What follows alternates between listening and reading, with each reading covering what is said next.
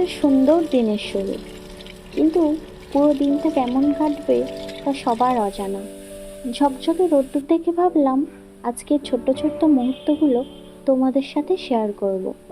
যেমন ভাবা তেমন কাজ শুরু করে দিলাম, কিন্তু শেষে দেখি ভিডিওগুলো গ্যালারিতেই সেভ হলো না। তখন মনে হলো যেমনটা আমরা ভাবি সবসময় তেমনটা আর হয়ে ওঠে না। কিন্তু তবুও মন খারাপ নেই, কারণ প্রতিটা দিনই একটা নতুন গল্প, আর আমরা সবাই সেই গল্পের একটা অংশ। তাই ভাবছি আজকের দিনটা যেমনই হোক, শেষে যেন মনে থাকে দিনটা খারাপ ছিল না, কিছু না কিছু সুন্দর ছিলই। Oh, 'cause you're not here. It's been way too long.